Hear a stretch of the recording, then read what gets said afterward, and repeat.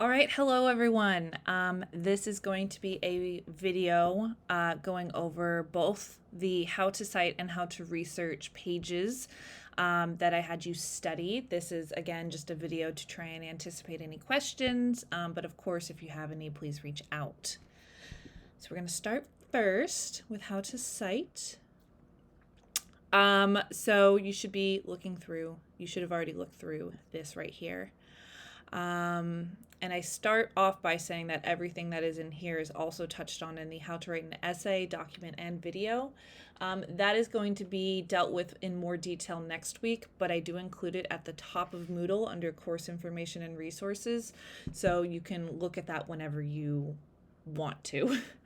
But we are going to go through it now because it's important to know for your for any assignment in this class, really. So at the top, I say that we will be citing an MLA. There's various versions, you could say, of citation, but for English, it is usually MLA. If you are used to a different kind, it begs perhaps looking up on this. There's the Purdue OWL MLA Writing Lab, and there's a link at the top of Moodle as well. If you want to look through that, or you can reach out to ask me more questions. Other citation types, I suppose, use things like footnotes and bibliographies and is a bit more detailed, and MLA is meant to be more accessible and easier, supposedly. So here is... So I make a note here that this isn't a full overview of every MLA citation. You can look that up on, again, the Purdue OWL Writing Lab. But these just cover the main types of citations you're going to be working on in this course, which is more important, and I give a link here.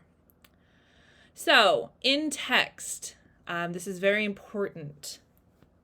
So, for any quotation that you do pull, be it one of the creative texts aside, or maybe a scholarly essay, or even if you're pulling something maybe from the textbook or my lectures, you always want to make sure you're properly citing it both in the work cited at the end and in the text as well. So I give a example here. And again, just a reminder, you have to cite everything, whether it's a direct quote or a paraphrase, and otherwise it's plagiarism, and you'll get a 0. And I should also say that if you are paraphrasing or pulling, be it quotes or paraphrasing, and at the end of every sentence or every other sentence, you cite somebody else, that is also plagiarism. You cannot paraphrase an entire essay. So just want to make that clear right now while we're on the topic. So here's a couple examples of how I'd like to see it. So you've got the Call Me Ishmael. So you've got a quote here, right, from Moby Dick. And then you've got the author's last name and page number. You can format this with just number 1, comma 1, comma number 1, whatever you want. It's all correct, just as long as it has this information. However, so if you are citing from, let's say you are citing from the same author in the same book, in the same paragraph, it's a different quote, but it's the same book, same author. Like down here, it is not down on any map, true places never are. Then you don't have to repeat the author name, but you do have to give the page number. Now this only works within the same paragraph. So if you had a paragraph where you quoted Call Me Ishmael, and then at the next paragraph you quote this, you would have to include Melville. So you don't have to repeat the author's last name if you are quoting them more than once in the same paragraph. So reach out to me if that is completely unclear. It took me a long time when I was younger to fully let that sink in for some reason. So it's very important to make sure you get this right. Great. So that, again, that works for, anything essentially in this course for an in-text citation. Then we go down to works cited, where things get decidedly trickier. So we're going to start up here and just work on fiction. So novel, short story, any of the selected readings or primary sources you have for this class. So all fiction in MLA follows this format. So you've got your author's last name, then first name. You've got the title of the work. So if it's a short story or poem, again, this should be in quotation marks. And if it is a novel, a full novel or a full collection, it is italicized. Then you've got the title of collection, if that is, relevant. Sometimes it's not. So like down here for, citing Shakespeare's Love's Labour's Lost, which is a full play, there's no collection. But if it was a short story or poem, here is where you would put that. Then you've got the publisher. Every work should have this. So for here, we've got Folger's Shakespeare's Library. You've got the year. It should include the year, but with some of the, PDFs I give in this class, we all go through Becoming America, so one textbook, so that's easy. There is a year. But in other things, if you have a PDF that doesn't have, some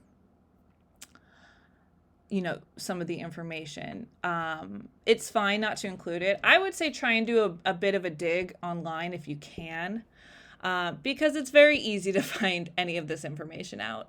And I would prefer you include it rather not include it. But if you've done your digging and you cannot find it, then that's fine. And then you've got page numbers. So if it's a full book, so here I give it just to show you, but technically for like Love's Labour's Lost, you don't, if you're citing, if your whole book is, or your whole essay is on Love's Labour's Lost or is on one book or novel, then you don't need to cite all the pages you took your quotes from. That's ridiculous. However, if it was within a collection, so like a short story within a wider book, so like Canterbury Tales, and you're doing Knight's Tales, so you need to show the pages within the collection that is used, or if it's a poem in a collection, same thing. So that's where you put the pages. So this is the format, this is the formula, follow it. I put this here because when I created this, it was for another class that read Love's Labour's Lost. So now for a journal article, so this is where it gets tricky. So I give an example, and usually, especially if you use JSTOR, which is, I will get into that, but that is my favorite online resource for scholarly articles. They give you all of this information up front, which is so handy. I also say up here that I do provide scholarly articles every week. Look through those first before, potentially looking elsewhere, but we'll get into that in a second. So basically, I do some color coding again, like I did up here. You go through, and here is all the information you need for your works cited page and your citation. Great. Then you just easy peasy match it with it below. This is how it should be formatted in your works cited. So you've got the author, the title, again, very similar to this, but just a little bit different. Yep, here you got volume and number. Sometimes these aren't always there, so don't worry about that. Then you've got the publishing house, the date. Sometimes that's there, sometimes that's not. It should be.